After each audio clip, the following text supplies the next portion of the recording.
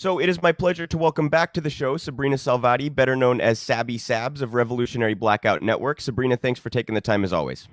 Luke, thanks so much for having me on. And I quickly wanted to plug something you just made me aware of. Sabrina will be speaking at an event that is put on by Comrade Misty pertaining to Julian Assange. That's on October 8th. I'm going to put the link to that in the description box, so make sure to check that out if you're interested in participating. So I wanted to start by asking you about it. It seems like all of the framing around this police talk, we just saw this bill passed. It seems like for a long time, Republicans have politically and cynically weaponized fear mongering about crime in a way that the Democrats seem to have sort of bought into, and sort of responded by acting as though they also have to do this law and order nonsense. And we know that the science on this is pretty clear that more police and longer sentences and things like this do not actually result in less violent crime. There's really very little correlation between the two. Can you just talk a little bit about how we've gotten to such a sort of propagandized place where the populace so easily falls for these talking points?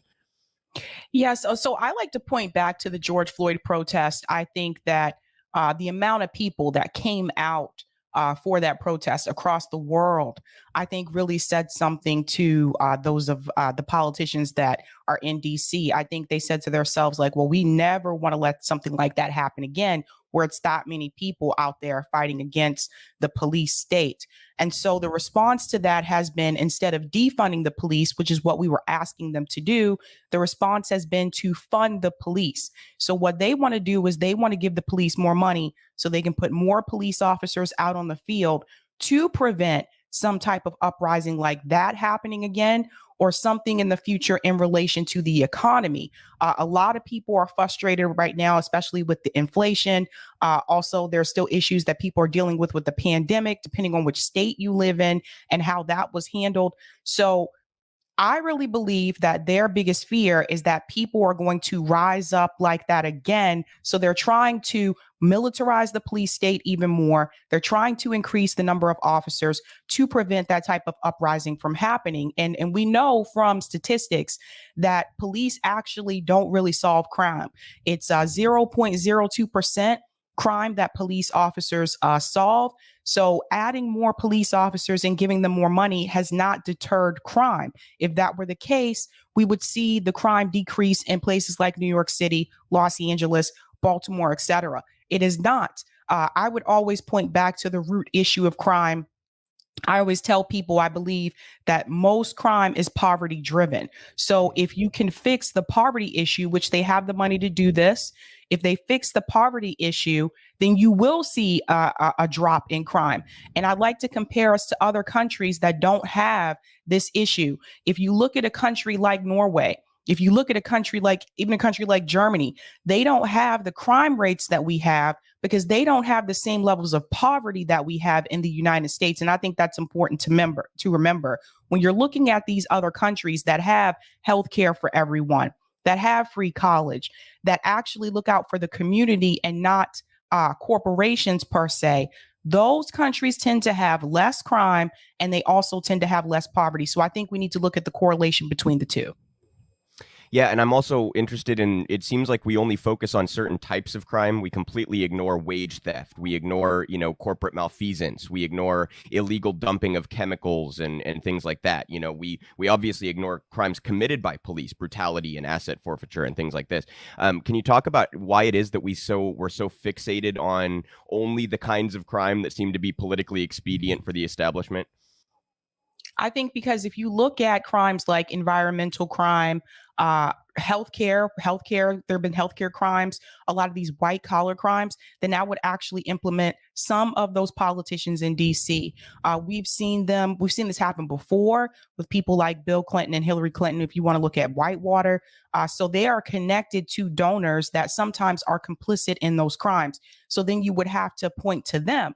So it's easier for them to focus on violent crime. It's easier for them to focus on people being mugged or people being murdered. And they're not focusing on, I would say, the housing crime that people are experiencing in the United States, just being evicted from their homes, people not being able to afford rent, to rent an apartment in places like New York City or here like Boston as well. those are also crimes, but they don't want to focus on those because that's not profitable. It's more profitable for them to focus on violent crime because there's money involved in the prison industrial complex. So I think that's important for people to see. And I think we need to call that out more. You have to be careful with some of these policing bills that are being brought to the forefront here. What they do is they disguise these bills as some type of police reform. But if you don't actually look at the bill, you're not realizing that they're actually giving more money to police in those bills. The George Floyd Act is a perfect example. A lot of people said we should push that through so we can end qualified immunity. What they don't mention is that even that act actually gives more money to the police, and they don't tell you that part. And it's done this way for a reason. Bills are complex, they're long. There's a lot of lawyer language in a lot of these bills. So most people don't want to sit down and actually read them. And I think that's where a lot of us come in. We point out these other factors in these bills that are not being mentioned by the politicians who are pushing them. Yeah, absolutely. And with that, I do want to bring something up on the screen here. That's the latest bill here, and I'm hoping to get your comments on this. This is the New York Times. They say House passes police funding bills with Democratic riffs on vivid display. First of all, can you comment on the phrasing in the title there, where they seem to make they want to make this about politics instead of the actual issue of police? It seems like they always want to make it about the horse race or about rifts in the Democratic Party. Where can we find some political drama or whatever, instead of actually talking about the efficacy of the policy and what needs to be done about this institution? Exactly. The Democratic Party right now is trying to, I guess, prove to the GOP and to other Americans that they actually are not for defunding the police. So we've heard this from people like Nancy Pelosi, who said that, with all due respect to Cori Bush, the Democratic Party is not moving in that direction. So how do they do that? They fund the police. They give them more money. But I think we shouldn't be fooled here. The Democrats that are in office want policing just as much as the Republicans in DC do as well. They may participate in events like some type of solidarity for George Floyd, or the next, and I say the next because there's several of them, the next police brutality issue. They'll show support and solidarity, but at the same time, they are writing bills and legislation that is giving the police more money. So the reality is this: if you look at a lot of those congressmen and senators in DC, they make a lot of money. They live in wealthy neighborhoods. They want policing because they want police to protect them. Police rarely protect poor people or working class people. They protect wealth. They protect capital. Now, they're not going to come out and say that, but that's actually how they feel. So I think that headline there is trying to get you to focus more so on some type of drama. There's a split between people in the Democratic Party in DC. There really isn't. The only person that has still been pushing defund the police, and she was silenced a couple of months ago about it, was Cori Bush. Everybody else has gotten on board. So there really is no rift in reference to the politicians in DC that are Democrat. There really is no rift there. There is one person who was still for defunding the police, and that's Cori Bush, because she came from the Ferguson movement. So she knows about the effects of police brutality in her community. The rest of them have decided to go along with what Nancy Pelosi wants. Yeah, I think that's largely absolutely right. I wanted to read a quote here and actually give a little credit to Cori Bush. In this article, they quoted her. They say, it's a matter of unchecked, unmonitored money, said Representative Cori Bush, Democrat of Missouri, who opposed the legislation. This is money for training. Well, we have not seen this training after all the protests, after George Floyd and Breonna Taylor. 2021 saw the most police murders since police murders have been recorded. Can you just comment on that quote and how we seem to be going backwards on this issue somehow, despite all of these protests and attention? Right. Well, they keep saying that they're giving them money for training, but we're not hearing about any training. Police officers are still killing unarmed people. And I want to point out, in reference to Breonna Taylor and George Floyd, those are just the situations that you know about. Most police brutality cases are not reported by mainstream media. They're not even brought to the public. So just keep that in mind. These are not one-offs. This happens more often than people may realize. So if they're giving the police more money for all this training, then why are police still turning off their body cameras? Why are they still killing unarmed people? Why are they still targeting people in Black and brown communities? So where is all that money actually going towards? That's money that could be given to people in those communities to help people in those communities, whether it's a housing situation, whether it's food shortages, that could be used to help and uplift those communities. Instead, they're giving it to the police so the police can heavily target people in those communities. So the money, the funding is not changing anything and it's not helping. And I think they know that. And I think people like Joe Biden knows that as well. They realize that people have had enough, that people are frustrated economically in this country, that people are starting to see that neither party is really helping them when it comes to economic means, and people's neighborhoods are not improving. So they see that, and their fear is that there will be another uprising. And that's why they're putting more police officers in the field. So I think it's important for us to understand that they want a police state as well. Yeah. And I'm interested. You talked about this the other day. There were some members here. Cori Bush was one of I think 9 that voted against this bill. I've seen some mixed reporting on this, but there were a few other progressives who joined her in voting against this. I think Ayanna Pressley and AOC voted against it, and a handful of others. Yet Ilhan Omar apparently voted for it and worked with Steny Hoyer to make this happen, which is a little bit curious to me because she has seemed to me to often be kind of posturing with the Cori Bush types. Her and Rashida and Cori Bush have often, to me, been the most vocal and the most left among that group. And I'm just curious what you think would drive her to participate in this and how that came about.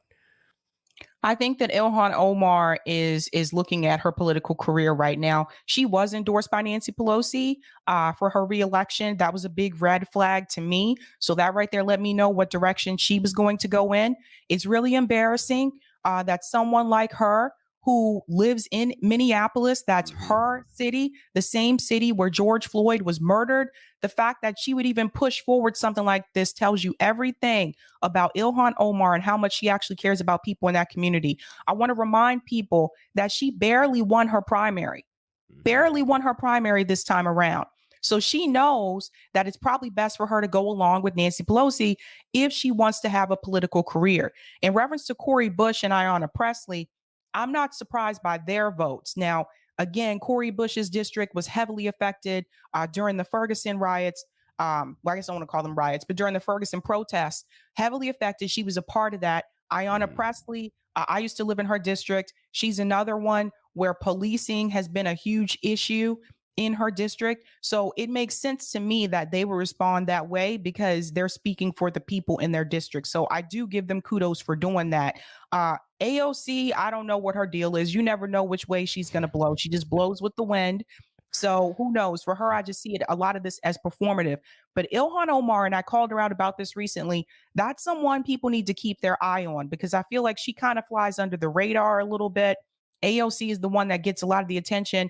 You have to look at the way that she's been voting on these bills and legislation. And what I saw recently in reference to a voting record between her and Nancy Pelosi, 88% of the time she votes along with Nancy Pelosi.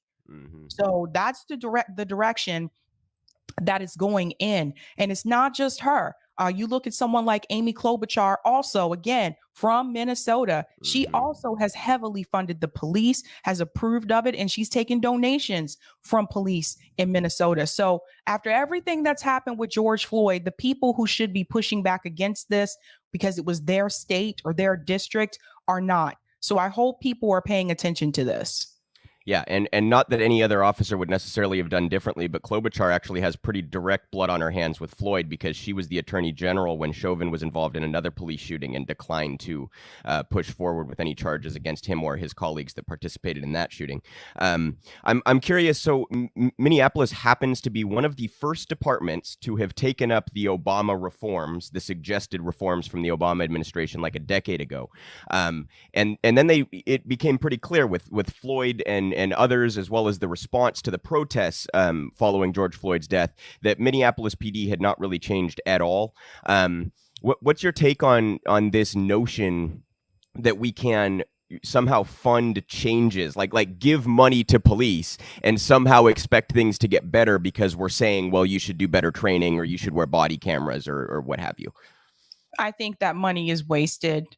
We have police reform. A lot of people are arguing for some type of police reform. I want to remind people that we already have it. body cams was a part of police reform.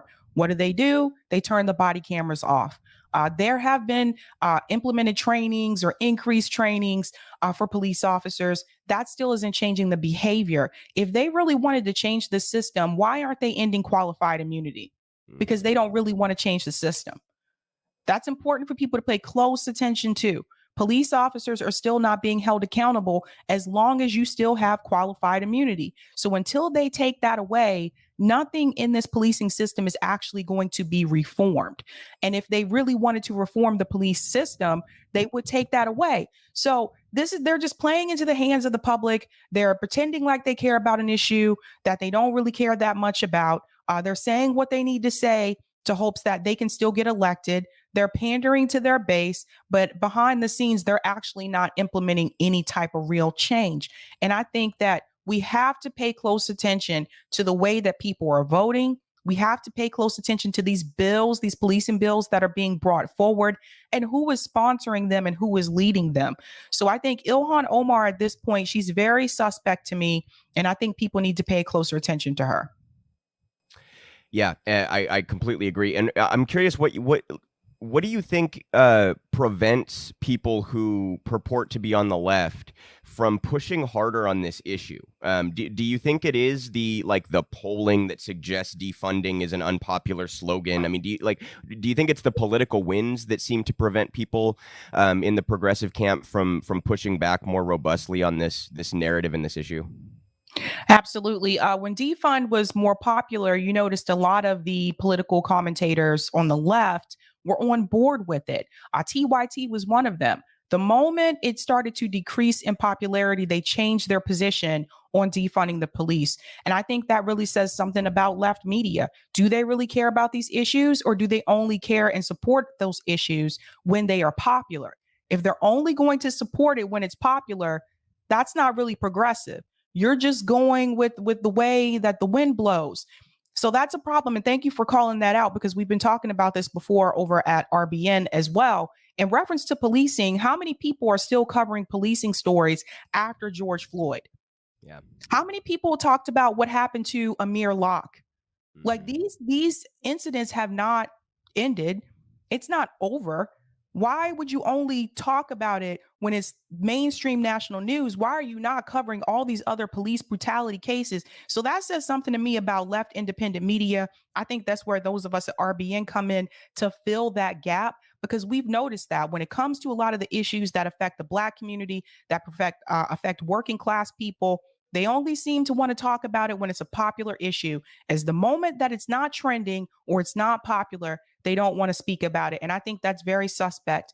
It concerns me, because I think that some people believe that because these things are not being discussed by some of the people who have the larger audiences, that all of a sudden things have somehow gotten better, and they haven't. Police brutality has not improved. It's still happening, and there's more cases than the ones that you actually hear about. So I think we have to remember that this is still continuing. And what I would argue people to do, if you're one of their supporters or audience member, ask them about that.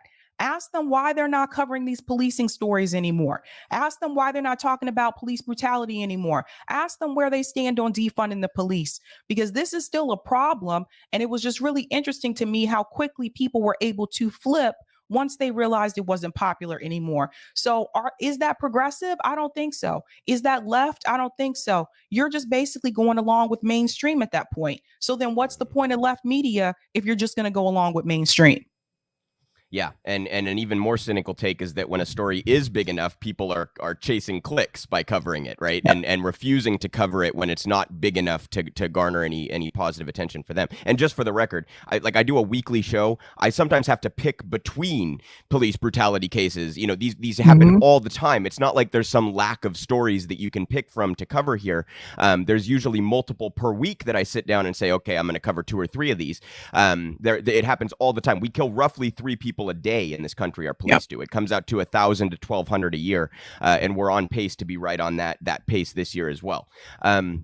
I wanted to ask you about the system more broadly here. We not only do we kill by far the most people with our police of any country in the world, we also lock up the most people by far of any country in the world. I'm curious just what you think about the state of our system and how we can go about. I think it requires more than reform. I think it requires like break down these institutions and rebuild institutions that are actually acting in the interest of public safety. And I'm just curious what your thoughts are on our path on the left to try to achieve that. Right. So our prison system in this country is it's for profit, right? Like there's money to be made off of it. There's also prison labor that's been used as well. And I think that you really have to tear down the system and rebuild it. And that's where prison abolition comes in. That's where police abolition comes in. And sometimes when you use that phrase, people get a little scared or hesitant. They're like, what do you mean tear it down and they think that we're just let everybody roam free and don't have any type of system in place at all. That's not what that means. The system that we have right now, we have tried to reform multiple times. Reform is not working.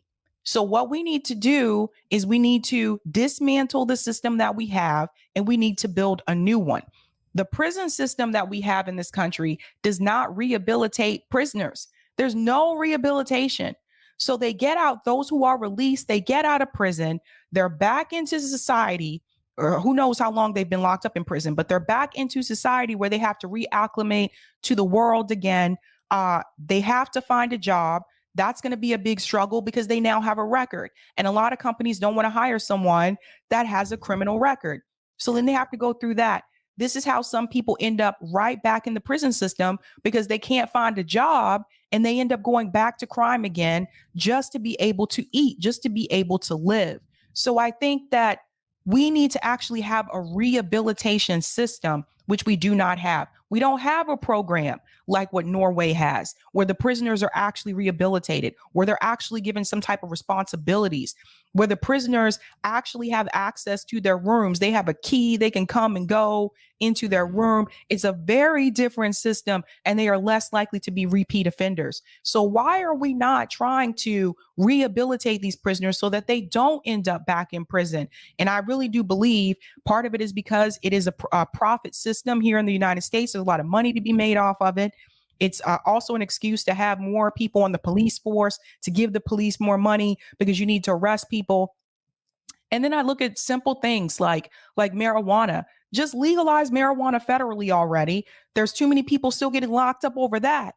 So there are things and changes that can be made, but I think in order to actually fix the system, you have to tear it down and you have to rebuild it. We need an entirely new system because the one that we have is not working. And I think that we need more push for that. More people need to push and argue for that. And we need to push our politicians for that. Joe Biden, someone who sat up there and co-wrote the crime bill, he's part of the reason why a lot of these prisoners are in prison to begin with because of the drug laws that he implemented as a part of that bill. Why isn't Joe Biden trying to release the prisoners or pardon the prisoners who were in prison because of his crime bill, because of drugs? That could be one thing he could do. He could legalize marijuana federally. That could be another thing that he could do. Why isn't he pushing for some type of rehabilitation system for the prison industrial complex? So a lot of this times we have to point back to the politicians that are in office because they're not they're not helping. They're not actually trying to improve this system. They're just implementing little things here and there to make it seem like they're doing something, but they're not actually trying to change the system. And I think that's the difference between people who are neoliberals and people who are actually quote unquote progressives or leftists. We are not fine with the system. The system itself has to change, and you don't change the system just by implementing little reforms here and there. That has not been working. Yeah. And I'm also curious what your thoughts are on the media here, because suppose just for the sake of argument that we give the most charitable possible interpretation to progressive lawmakers and progressive prosecutors and things, and say that they actually do want to alter some of the things that we've been talking about. I wonder if some of them end up scared because of, like, look what just happened to Chesa Boudin, right? Where the media just absolutely hounds somebody who wants to come in and make some of these reforms and possibly ends your career. So I'm just curious, how do you think the media plays a role in sort of maintaining this system as it is? Well, I think as a politician, you have to be able to deal with the media. Is it easy to deal with them? No, but that's what you signed up for when you decided to run for office. So if they didn't want to actually push and fight for these progressive issues that they were running on, then they shouldn't have ran for office. That's Yeah. a big part of it. You cannot sit up here and just avoid mainstream media. They are going to come at you. They are going to ask you questions, but you have to stand firm on your position and your morals and your principles. And they have not been doing that. They've been caving to what the Democrat establishment wants, at least the progressives in DC, based on what we've seen. So I think that people need to sit back and actually ask themselves, do they really want to be a politician? Do you want to be hounded by media every day or every other day? If not, this may not be the best place for you.